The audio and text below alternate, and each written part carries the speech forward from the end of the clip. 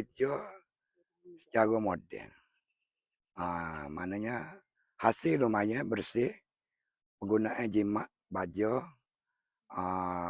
racun serangga sebab kita boleh pakai organik. Sistem dia menggunakan air seterusnya. Air running 24 jam. Sayur terdiri daripada kakung, salak, pakcoy. Terbaru kita telah cuba buat tanah timun baby.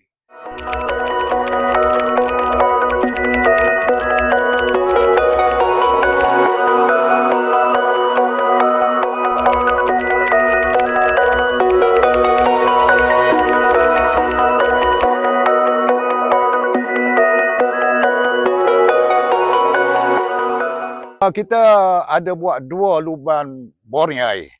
Yang pertama di sana depan sana dan yang kedua di belakang ni. Kita pakai pan air, pan tu akan sedup masuk dalam tabung yang nampak tu, tabung biru tu. Kita kasi bagi penuh dan kita cek baja. Nama yang kita tanam lah. Jadi kita kena cek pagi dan petang lah air tu. Kalau musim biasa tak ada lagi. Tak, kita akan pakai musim banjir ke, musim kemarau pun kita pakai sistem air sepenuhnya. Alhamdulillah, sekarang projek ni berjalan. Jadi dengan peserta-peserta dapat menampunglah sikit pendapatan diorang terutama sekali kurang ibu-ibu tunggal yang terlibat dalam ni dan juga Yang Hasnah.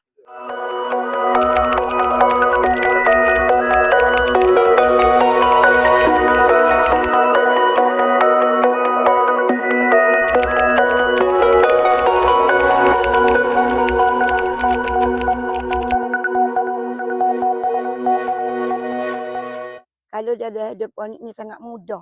Cuma memerlukan kesabaran lah. Sebab kita tak tahu tanaman ni hak mana boleh sensitif, hak mana tak sensitif. Kalau musim kemarau lah ni tak beza sangat lah. Kita kena jaga air 3 kali sehari mari ni. Takut air terputus.